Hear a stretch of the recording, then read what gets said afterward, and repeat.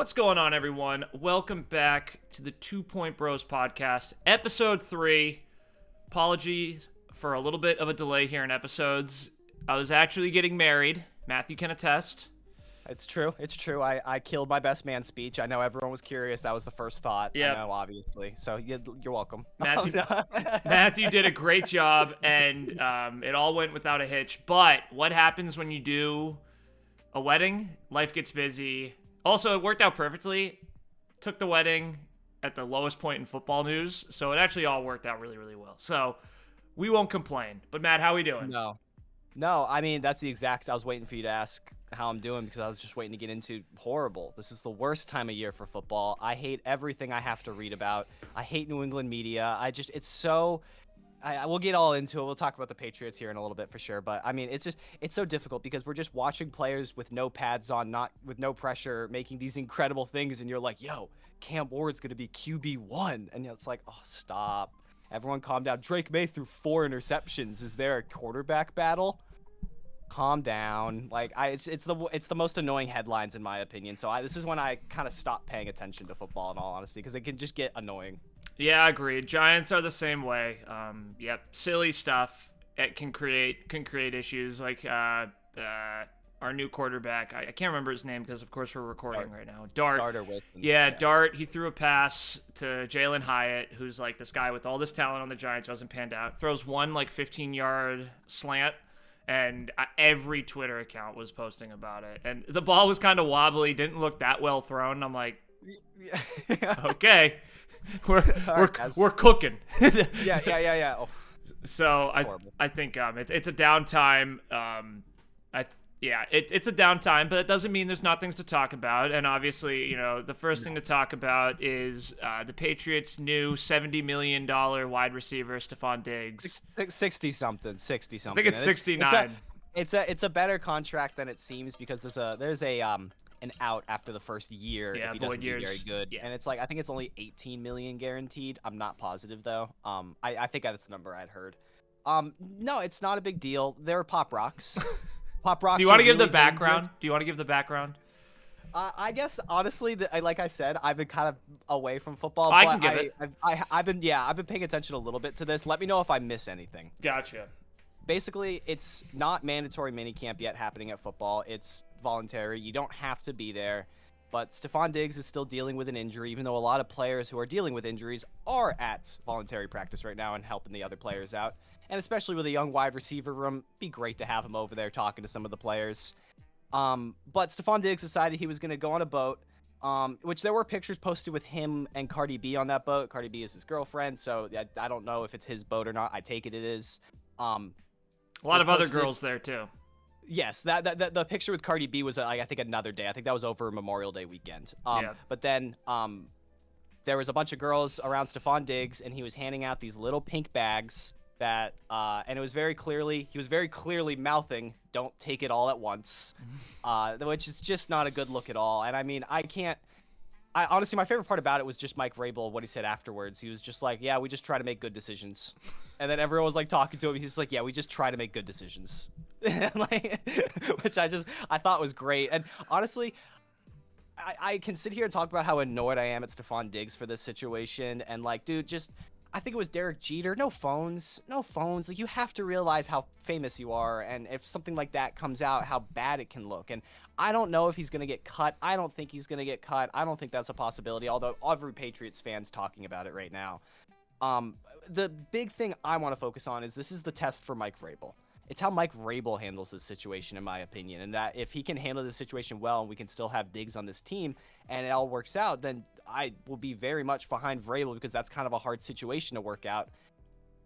But if Stefon Diggs is not helping us out at all, he can be annoying in a locker room. So I'm not quite sure how invested I am in the whole Stefon Diggs thing because I don't know how good he's going to be for us, even though we paid him a lot of money.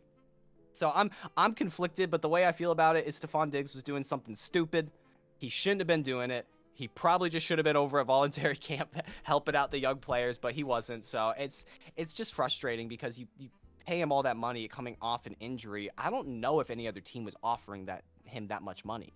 You know, I think the Patriots were looking for Stefon Diggs because he's a fiery guy. You need a fiery guy to win you games. And that's something Patriots need. We didn't have that last year, I'd say. So I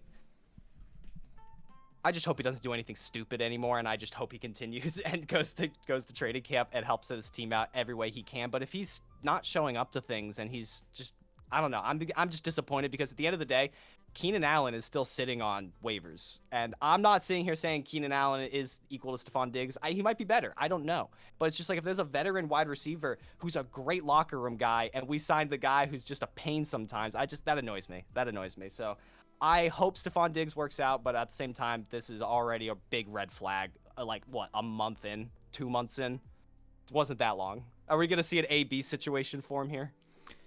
Yeah, I think where my mind went when this came up was just Elliott Wolf and his decision making, and I think that is probably the biggest critique for Patriots fans that I think they take decently well as a fan base is, yeah, Elliott Wolf might be questionable at times. Yeah, I don't love Elliott Wolf. And maybe this was one of those questionable moves. It's a great test for Vrabel, absolutely.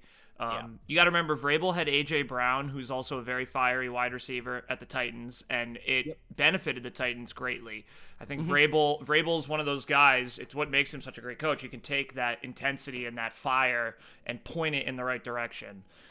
So I from that standpoint, you're right. It's a good test for Vrabel. And yeah, just disappointed in Stefon. You're a veteran now. You're a role model for a lot of these young guys. I think that's half the reason you bring Stefon in. I mean, you gotta remember, the Patriots watched Stefon Diggs for years on the Bills toast him, so they know the ceiling. They know the ceiling of Stefon, and they have a quarterback who, by every metric, is comparable to Josh Allen. And they think, man, Stefon really works well with these quarterbacks. So you just hope it works out.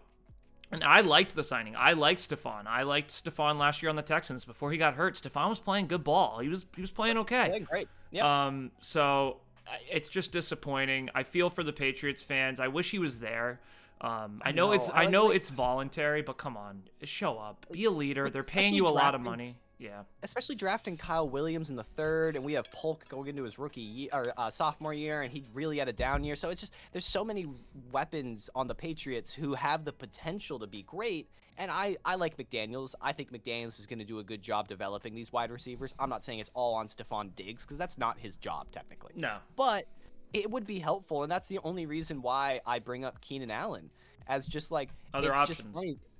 Yeah, there's other options, and not only that, Keenan Allen's a great locker room guy. Dude had like 700 yards on that Bears offense last year. That's like 1,500 yards in any other offense. Like, the Bears was so bad last year, that offense. So I just it's just frustrating, because if we were looking for a locker room presence, I think Keenan Allen might have been the better signing.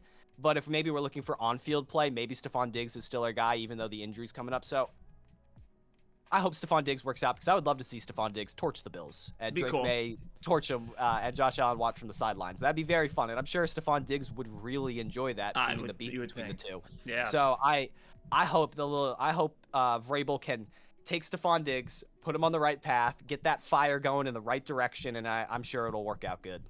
Yeah, I agree. It's an unfortunate situation, especially this time of year where there's not a lot to talk about football-wise. The media is going to find those examples or those stories that they could, really latch onto. Yeah. And so and there's also the whole element of they're just pop rocks. You don't want pop rocks falling in the water, because that's just an environmentalist. Yeah. Yes, exactly. They're just pop rocks. Don't take them all at once. You don't want to take a whole thing of pop rocks at once. Everyone knows that. So. Fine. It is fine. I do want to go off script a little bit. Me and Matthew, when we do our podcast, we have a script we follow, but I do want to talk about something when we brought up Keenan Allen and the Bears. So a couple weeks ago, there's a book coming out from a guy who works at ESPN. I forget his name. There's a book coming out, though, called The Quarterback, and it's different stories kind of put together of this ESPN reporter and kind of stories he's seen. And one of the stories in there was Caleb Williams last year going to the Vikings for a visit and having a great visit, and going to the Bears and not having a great visit. And the story was about Caleb Williams' dad trying to figure out how to help Caleb force his way away from the Bears and that first overall pick. I think Caleb went and met with these teams, and And he realized pretty quick that the Bears coaching staff, which by the way is completely different now, wasn't the right staff at the time. And I think we could all pretty clearly see that. And so Caleb wanted to go to the Vikings, where you have, Kevin O'Connell, you got Justin Jefferson. They have a great team built. And it was the dad trying to figure out ways to get around it, doing the XFL for a year, going to the Canadian League for a year, finding ways to do these tax write-offs and creating trust accounts that they have to pay him through, trying to make life difficult for the team to get the team to move away from Caleb. Ultimately, it worked out that Caleb said, you know what, actually, I'm going to go to the Bears. We're going to do this. This is going to be the team I go to. But the story comes out now just a few weeks ago. And I guess to close it up, Caleb had a media session. He talked about it a little bit, answered some questions. Ben Johnson, the new head coach, talked about it, and Ben Johnson's message was very much, hey, I wasn't here at that time. I'm excited to be here. Caleb's excited to be here, and Caleb should be. Now this team is looking a lot better year 2. But I guess the question is, or the discussion point, how do you feel, Matthew, about teams trying to force themselves away from bad teams or players trying to draft picks? And the reason I ask is we have seen a lot in the NFL. Bad teams, like the one that comes to my mind is the Jets, ruin good quarterback after good quarterback after good quarterback. How do you feel about players trying to say, hey, I don't want to go to this team? It's so complicated. There's two sides to look at it, of course. You have the privilege of playing in the NFL. Shut up. Like, not many people get that privilege, and that's how a lot of people do decide to look at it. They decide to look at it like, this is a privilege. You should be honored to be here, regardless if you win 0 games and have no sacks and don't develop as a player. And then there's the other side of looking at it where, no, I want to further my career. I don't want to maybe retire due to injury early on because our game plan was terrible, or I don't want to have to do something stupid because you guys aren't developing me correctly. I want to be able to go in and learn and go along. And there's great head coaches and great offensive coordinators who do that, like Kevin O'Connell, like Sean McVay, and there's like Kyle Shanahan. There's so many. So I get players looking at these people, and it's like, hey, I want to be the best. You can help me be the best. You can't help me be the best. I don't want to go there. So it's so complicated. I guess it's more or less about what you are chasing as a player. If you want money, go wherever, Yeah, first overall pick gets a lot more money than, for example, the 25th pick. Like, for example, I think Cam Ward got a $47 million deal over 4 or 5 years, and Jackson Dart got 17. Yep, that's a huge difference. I didn't realize it was that big, but keep going. Massive difference when I saw that. And they actually even had to clear some space up they had to take money away from Brian Burns for Carter, which I don't think is going to be the biggest deal in the world. I think it was like $10 million, which sadly isn't a lot to these players, which is scary to say out loud. But I think it's a super difficult situation. It's almost like looking at Justin Fields right now. I remember there was for a little bit of time, I was like, yeah, you know what? If I was the Jets, I probably would have gone with Fields. Like, that makes the most sense. But now I'm looking at it, and Fields is going to be horrible next year. When have the Jets ever done good by a quarterback? Ever? Yeah, we could do a whole segment about the Jets. The Jets hopefully are going in the right direction. Let's hope Aaron Glenn can turn it around. No, let's not. Boo. For Jets, but, for Fields' sake, let's hope. Maybe let's hope Fields gets out of there for Fields' sake, in my opinion. But I think I might lean towards I don't want to say the money because that's more about developing the player, but I think it's more about the NFL journey that you're on is going to be very different than probably the one you expect. Would it be great to always go to the team you want to go to, be developed the best way possible, and be amazing? Yeah, that'd be awesome if every team was awesome and then you could just do that and it wasn't a worry, but that's not how the NFL works. And it is all about the journey. So I think Caleb staying first overall going to the Bears is the right choice because that's where Caleb Williams was going to go, and he's got to see how this journey ends out for him, and he's got to keep trying and getting himself in the right direction. Now, that's easy to say not as a football player. I think it's also some players. It's also easy to say as the second year the Bears have turned the whole thing around, it looks like. From a coaching standpoint, from a player personnel standpoint, it feels like they're like, okay, yeah, all right, we know what we need to do now. So yeah, exactly. And I mean, it's kind of hard because the Bears have been 3-time offseason champions. I can't really sit here and say that I do really think Ben Johnson's a better head coach than Eberflus, I'm pretty sure, but I just don't care anymore. I'm not going to sit here and say the Bears are going to be good because I doesn't matter. It doesn't matter. I don't care. If they're good, they're good. If they're not, pretty expected. But I think you shouldn't try to get out of the first overall pick. I don't think you should look into the XFL for a year. I mean, look at not that technically he's playing in the XFL, still playing football, but look at Le'Veon Bell when he didn't play for a year. I mean, not playing for a year does a lot to your career. It can really damage it. What about Eli Manning? What about did Eli miss a year? Yeah, so Eli, that was great. If you don't know the story, I'm actually excited to tell it. I won't go too detailed, but Eli was going to be picked by the Chargers. And so Eli went and did his interviews, and what happened was Eli looked and he could see that the coaching staff was high on him, or wasn't high on him, but the general manager was. And Eli got uncomfortable because he's like, wait, I'm going to go here, number 1 overall pick, and half the staff isn't going to like me. And so Eli, luckily his dad, stepped in and was like, I'll be the villain. And Arch Manning, I kind of give Arch Manning a lot of credit for this, stepped in and go, we're not playing for the Chargers. We're not doing that. Chargers pick Eli. It's the funniest picture in the world. Eli's holding this like blue Chargers. So awkward. Looks like a dirty rag like picked up. He's like, and then he gets traded to the Giants though, and obviously it worked out. So I think I lean on the side of the players. I think it is fair for a player to look at the Jets and go, the problem with the Jets is ownership. That'll never change, and there is no chance for me to succeed here. And these guys work their whole lives to be the best, and then you get put in a situation like we have clearly seen Sam Darnold is a capable starting NFL quarterback, and the Jets did nothing to help him, like a disgustingly low amount of stuff. And then you look at Zach Wilson, and the Jets somehow thought Zach Wilson would be better than Sam Darnold. And it's just the whole thing. I'm tending to lean more on the side of players because it seems like now you and me have been fans of football really for almost 10 years. The bad teams are still the bad teams. Yeah, well, I mean, Texans can turn it around, but I'm not disagreeing with you. Yes, new coach, new GM. Jaguars, they're all still there. Well, the quick thing I want to bring up is because I was just watching a Titans video is Steve Young. Everyone wanted him to be the next McNair on the Titans, and he wasn't. And the coach who had him, Jeff Fisher, hated him and would consistently bench him for veterans who were more pocket passers so he could run the ball more easily, whereas Young was mobile. He could move. He had a different game, and the coach never played into it. And he never mounted to anything. It was one of the biggest busts ever, even though I think he's on the cover of a Madden season or Madden game. So it's just like you got to find the right it's so hard because again, it's just like if every situation was like that in the NFL, it all wouldn't be like this. You know what I mean? There's better situations and there's better teams, and teams have to learn how to turn it around. Not everybody is good all the time, and not everybody is bad all the time. Even though for some reason within the last 30 years, it does feel like that's been a thing. All the teams that have been bad have been bad. All the teams that have been good, and then there's a couple that flip around.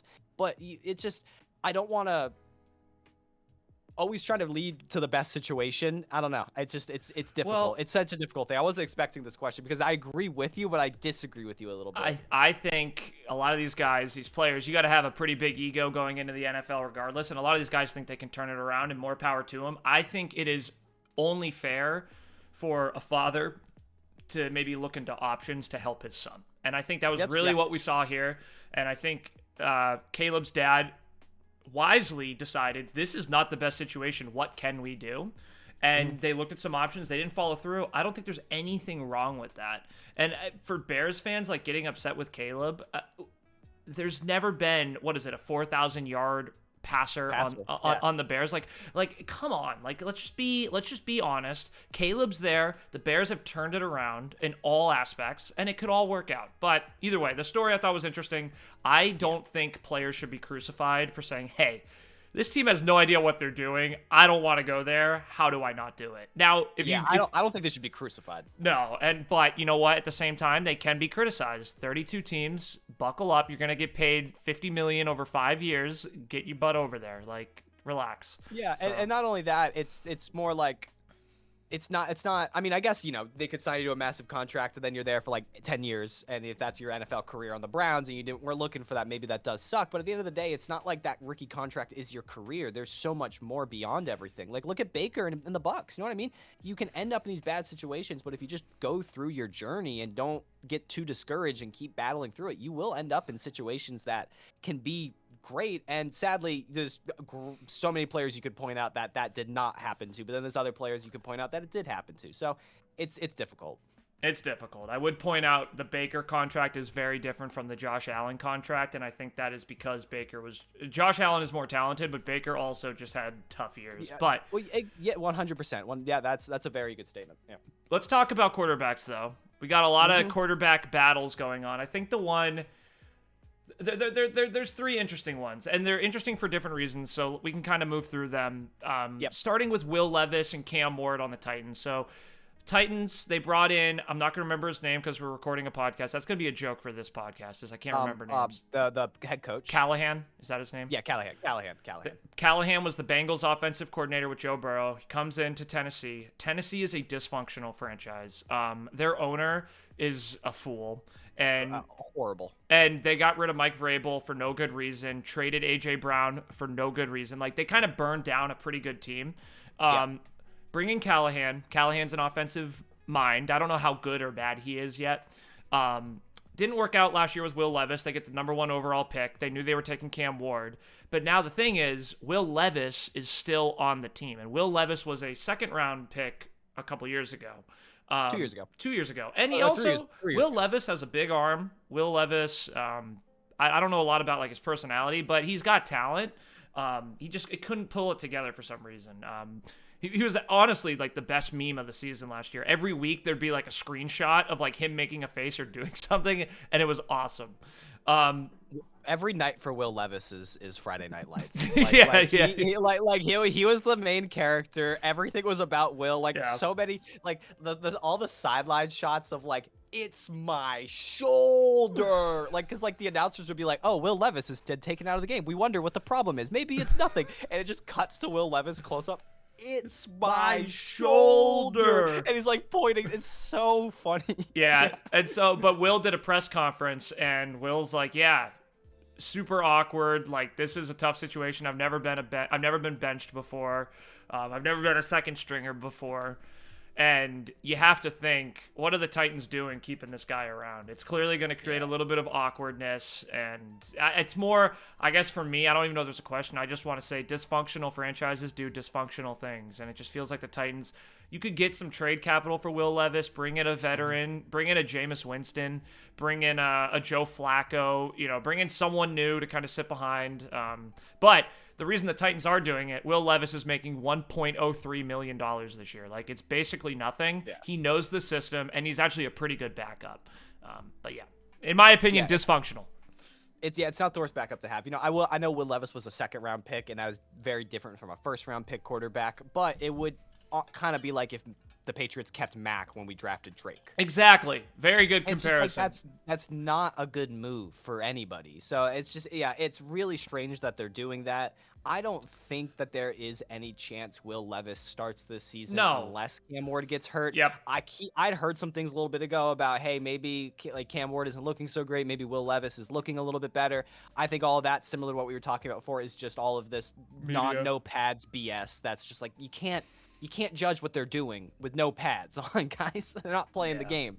I think Cam Ward will start, but I'm gonna miss Will Levis so much as a starting quarterback. He already had some advertisements. I don't know who went to Will Levis and gave him a contract for some advertisements. He's got one hell of an agent. Yeah, he does. And all of the Mayo ads were so funny. I don't understand his obsession with mayonnaise. Me and Billy both absolutely despise mayonnaise. So seeing him pour it in his coffee is a sin, honestly. The Titans are a dysfunctional team and a bad management. And it's honestly funny to see Brian Callahan leave the Bengals and then Joe Burrow and Jamar Chase go do what they did. And I don't think that's a good look for Brian Callahan, in all honesty, especially with the season that they just had last season. So I don't know if he's the guy there. I don't want to judge anybody off one season, unlike Robert Kraft. So fair enough. Always got to get those. You got to get there. Yeah. I'm happy we have Vrabel, but that was still very unfair for Mayo. Sticks up for him. And funny what his last name is with the topic. Let's talk about. I know. Let's talk about another interesting one here. The Browns technically have 5 quarterbacks right now because Deshaun Watson is posting videos that he wants to come back and play. God bless him. I'm sure the owner is so happy about that. The Browns are the most dysfunctional, and we have a friend he was on our old podcast over on Snowstorm Studios, Ben, big Browns fan, and I honestly respect the Browns dedication that he has. He really stuck with them. Yeah, the Browns 4 quarterbacks with Deshaun. Clearly, they're not gonna. I don't think Deshaun. I mean, maybe let's take Deshaun, move him to the side. I think you can put Deshaun on like the pup list, like can't perform list. I bet you he won't even play this year. Like, I don't think he's gonna be on the sidelines. He might be on the sidelines, but they I owe bet him you a disgusting amount of money. But yeah. who are the quarterbacks that make the roster, and how many make the roster? So I think 3. I don't know how many teams have ever gone into the season with 4 quarterbacks. Now, knowing how much quarterbacks can go down and how important might backups change are nowadays, yeah, you might start going in with 4, and that's kind of a good deal. But I don't know how many times you go with 4, so I can imagine it's gonna be one quarterback. And in my opinion, it's between 2. It's 2 that are going against each other. It's Pickett and Flacco and Gabriel and Sanders. Who do you think is most likely to get cut? Because I don't think they're going to cut Dylan or Sanders. They're going to keep one of them, and then same with Flacco and Pickett. They're going to keep. So it's just like it's one of the 2 groups that they're going to cut. They're going to cut the rookies or cut one of the veterans. Who do you think it's going to be? Yeah, I think they're going to trade, or I think they will trade or cut Kenny Pickett. Yeah, I think that seems to be the favorite right now. I do like Kenny. I'm not here to hate on him. I think Kenny is a good backup quarterback to have. Joe Flacco is just a fan favorite. Joe Flacco, we have to remember, 2 years ago took the Browns to a playoff game and a very good season. Got exposed by the Texans in that first playoff round, and then it's 2 rookie quarterbacks. That's two lottery tickets at a potential Lamar Jackson, Joe Burrow, Josh Allen. You just don't know. Patrick Mahomes. And so I don't think they're going to trade or cut either of them. I think both of them will make the starting roster, and the Browns will be able to play around with them and see what they have in them. But I think Joe Flacco, I think somehow they got to remove Kenny Pickett. And if they could get trade value for him, that would be awesome.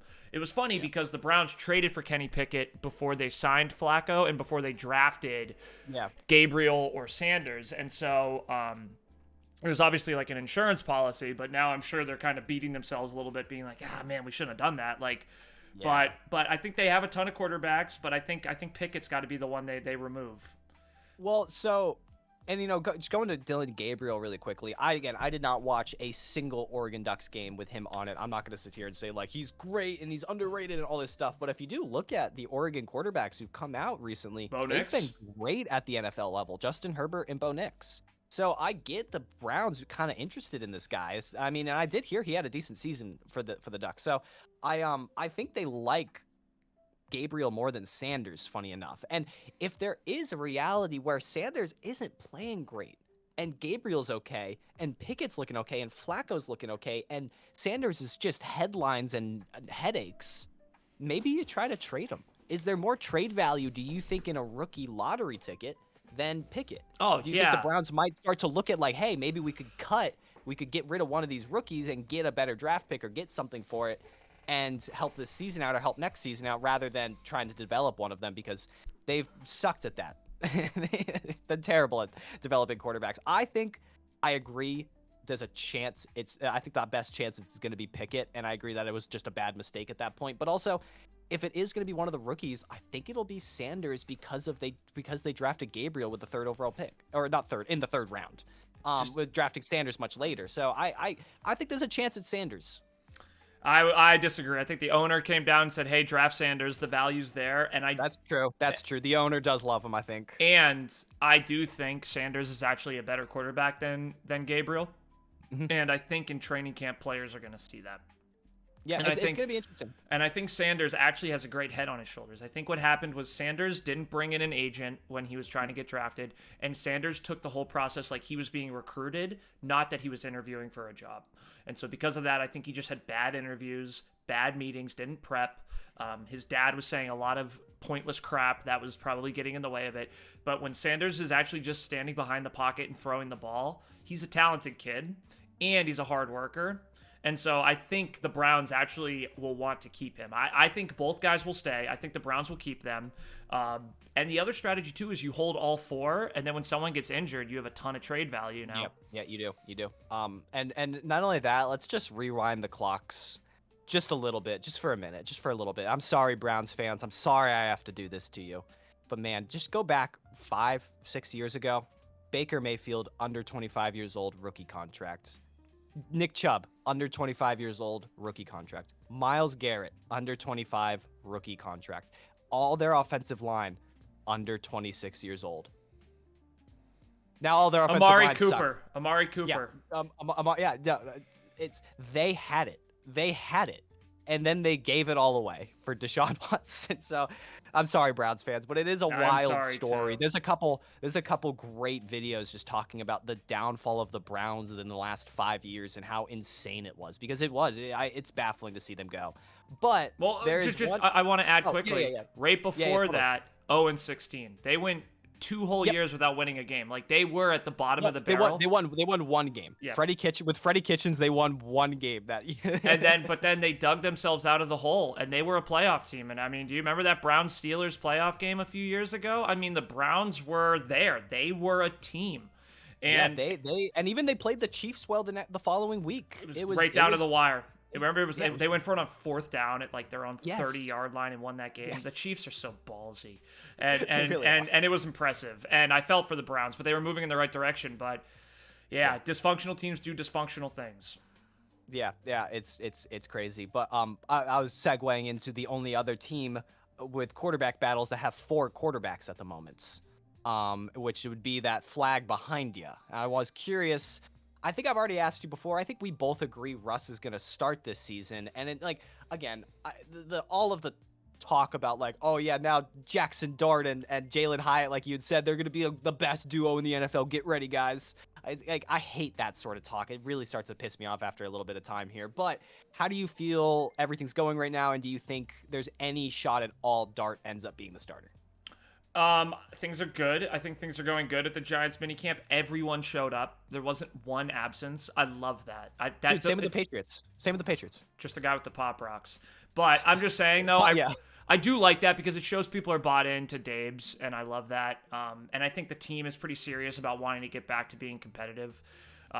You just have to think, well, are the Giants closer to the 2022 season, or are they closer to the 23 and 24 season? So you just don't know. From a quarterback perspective, I think Tommy DeVito is going to be the guy they cut. And then if all things work out, you get him back on the practice squad, and you're good to go. And then you take 3 quarterbacks in. I think if Dart progresses, I trust Dable to understand when to put Dart in.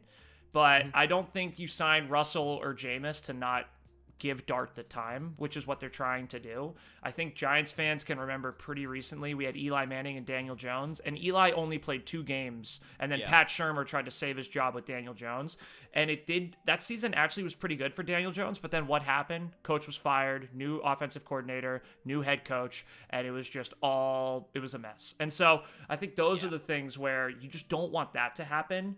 So you want to, I think Russ, oh, God. I don't even know how I feel about saying all this, but I'm going to say it anyway. Not a big Russ fan. There's been a couple interviews with Russ. He did one on ESPN, and, I mean, he hit it out of the park. It was like, Russ was like, I'm honored to be a New York Giant. Malik Neighbors is a dog. We got a great team. We got a great coach. I'm happy to be here. I'm going to work my tail off. And then he just did another podcast where he just talked up the Giants. I saw that. Yeah, I saw that in the podcast. Yeah, and he just talks up Malik, and he's like, no, this is a good team. Like I think Russ is going to win the locker room, which is crazy to me.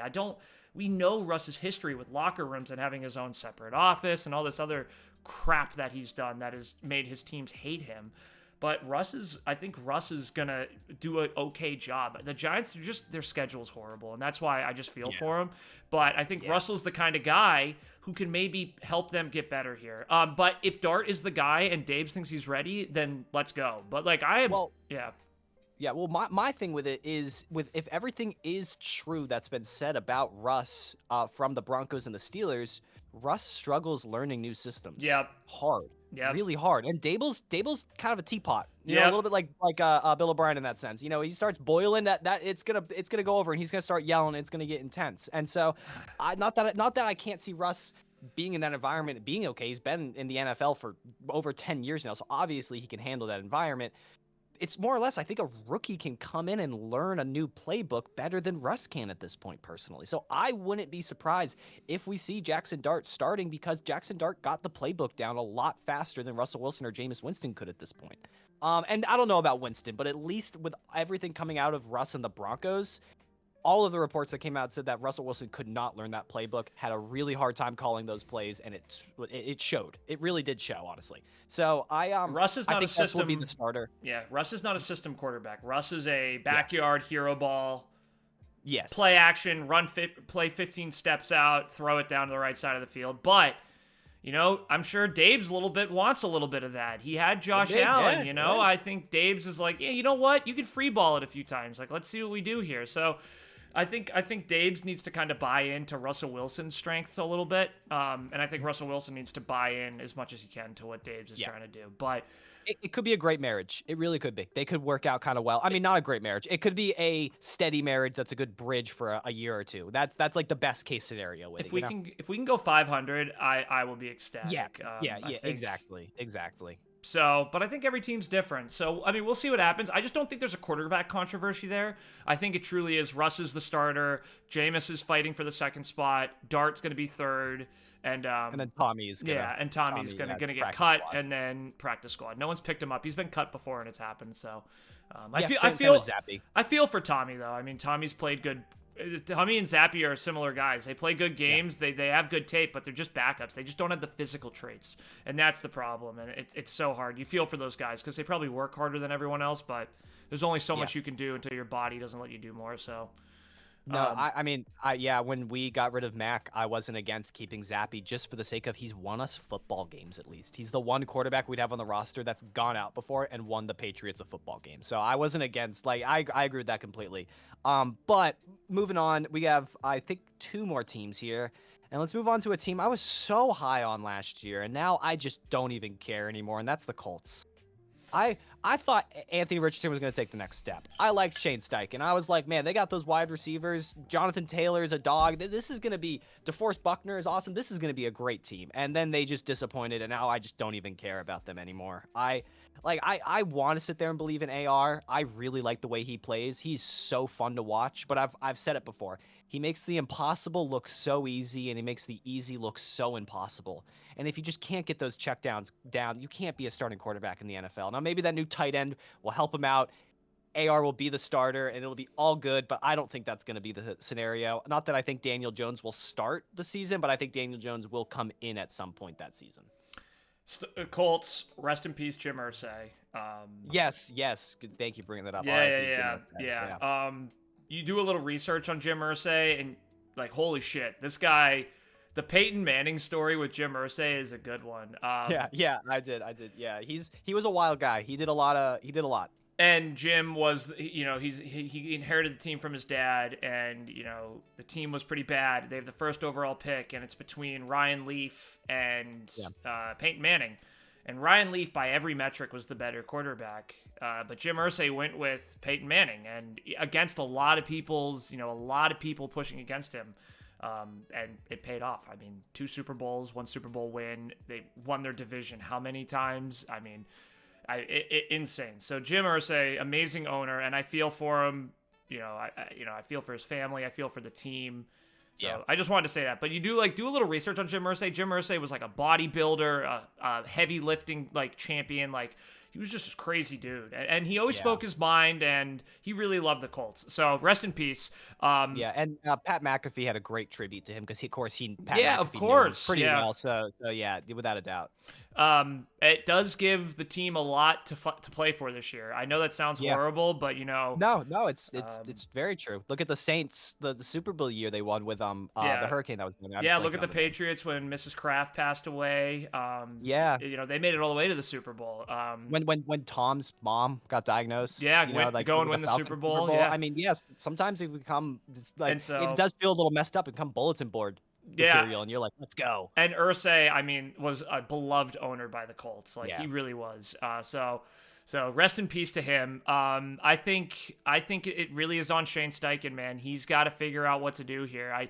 I agree with you. I don't know the exact stat here, but look at Richardson's percentage completion under 5 yards. It's 42%. It's not good. It's horribly low. And that's where making the easy look impossible is where. And Daniel Jones is a very talented quarterback. I will not say he's not talented. And And hopefully it lights a fire under Anthony Richardson's ass, because the thing about Anthony Richardson, still super young, still super talented, similar wide receiver core, brand new tight end in Tyler Warren, still a solid run game and a good offensive coach in the same system. It feels, and also in a division that I think is weaker than people like to talk about. I think if I was a Colts fan, start Anthony, please work out, and if not, Daniel Jones might thrive in a system like the Colts. And that might be where Daniel Jones needs to be. But I think Anthony Richardson wins the starting job. And for all Colts fans, because I do actually like the Colts. I've never been a hater of the Colts. I love Andrew Luck. I love Peyton Manning. I love Marvin Harrison.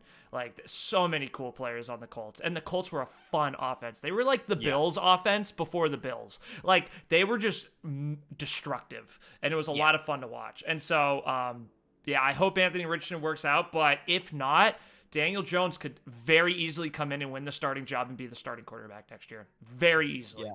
And I heard someone say this, the more I think about it, the more I think it's more likely. I mean, they spent the 4th overall pick on Anthony Richardson, and they're in not a great division, and they haven't won it. I think if Daniel Jones starts, I think there's a really good chance both coach and general manager will lose their jobs. That hasn't worked out. The thing they built, what they thought was going to work, didn't work, and you have to move on at some point. Do I think it's maybe a little bit too soon? Yeah, but the NFL stands for not for long. And if it's another season where AR sucks, you put out DJ and DJ does DJ, which he is good, but he's not some elite quarterback, it's not going to lead you guys anywhere. So I think there's a really good chance both of them will lose their jobs towards the end of the season. And that we'll see a brand new Colts next season with maybe even drafting a quarterback. Unless AR works, I don't know. Only thing is, and maybe new ownership will change this, Jim Irsay stuck by his guys longer than most teams do. And so if Jim Irsay was still with us, I don't think so. I think Jim Irsay can take a bad pick and get over it and believe in the coach and the GM still. So we will see. But I love that about the Colts. I like teams that stick with their guys when they know they're good fits. Like, for example, the Giants sticking with Brian Daboll. I hope they do it. But the fact they did it after last year means a lot as a Giants fan, because Daboll is a good coach. He was a coach of the year 2 years ago. So that's what I was about to say. Daboll's has had a winning season, gone to the playoffs. Yeah, true, fair enough. The Colts haven't. Yeah. Like if they had something under them, I'd be like, all right, yeah, go. But they haven't done anything since they've got there. So same with the other guy who got hired from the Eagles was Gannon, and he hasn't done anything either. I wouldn't be surprised if they have another season. Gannon's out the door too. So it's going to be interesting. But then the last team, the final team, the other team I was excited for next season and then ended up sucking, and now I just don't care about this team anymore, is the Steelers. And the Steelers drafted what people sometimes refer to as a sleeper in the 5th round with Will Howard. I mean, they won the championship for Ohio State. He's a big body dude. He's fast. He looks a little bit like Allen in that regard. Everyone says Drake May looks like Josh Allen, but Drake May's smaller than Josh Allen. Drake May's like 220. Josh Allen's like 240, 250.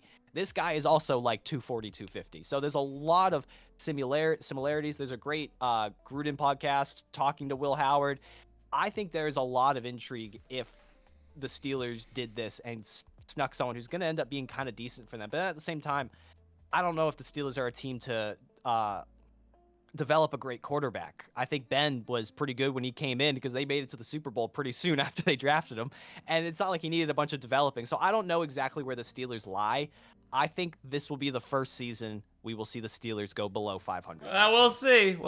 Steelers got to get Aaron Rodgers, but I obviously that is its own story, maybe for a different podcast. But yeah, I think, going in with Mason Rudolph is obviously not a good plan, especially in as competitive a division as that. Especially with Myles Garrett still there. Yeah, so, true. Let's get round 2 going. But yeah, I mean, the rookie they drafted could be good. 6th-round pick, we'll see. Obviously, teams didn't value him very highly, so we'll see what happens. The Steelers have they have a good roster. They don't have a great roster. Solid defense, okay offensive line. Obviously, DK Metcalf. Freiermuth is a good tight end. So I think all those reasons, things could work out in the favor of the Steelers, but they got to get the quarterback down. Yeah, they do. And then the I'd heard this somewhere, and I'm curious if you have an answer to it. If we can relate Mike Tomlin on the Steelers and getting to the playoffs but never really winning the championship to Andy Reid on the Eagles, do you think Mike Tomlin will leave and have a Chiefs-like Andy Reid run on a different team at some point? I don't know, because Mike Tomlin's been there so much longer than Reid was for the Steelers, but like it's an interesting question because Tomlin could do it. He's a good head coach. Great head coach, but he's also defensive minded. So Reid was an offensive coach who just could never get the quarterback quite right with the Eagles, and so they kept falling short. I think Tomlin is top 5 coach in the NFL. I really do. He makes wine out of water. Like he does good stuff. And so it's just who would want him and where could he go? And maybe we save this again. We're almost at time here, but maybe we save that for we good for us. We've cooked. Yeah, good for us. We cooked. Yeah. So we'll move some of the topics to next week. I love that, especially in a boring time in the season. But Tomlin, I think he could win another Super Bowl. They just got to get a quarterback there. I can't believe they didn't keep Fields. That to me is the crazy one. I felt like Fields. Weird. I felt like Fields another year with Arthur Smith. Another year with some continuity. I don't think they would have had to pay him very much. They really must have not liked what they saw. So. No, I agree. Interesting. I agree. So it's gonna be interesting for sure. But that will do it for today for us. Yes. Honestly, I don't want to hear anything about the Patriots for a little bit. I'm gonna wait for a couple months and then I'll pay attention. I love it. Same with the Giants. We got we're June 1st today, so 2 more months of no football, and then August we get preseason. And I always hate the preseason, but when it first starts, I'm so into it because it's just football. So it's just exciting. The only thing I'll say to Patriots fans is every season we had Mac Jones. All the reports were Mac Jones is cooking at voluntary training camp. So look how that turned out. So don't listen to anything about the 4 interceptions and Drake May's not looking good. It's not real. That's not football. You never know. So. You never know. But with that, guys, thank you very much for listening. We'll see you on the next one. Peace. Have a good one.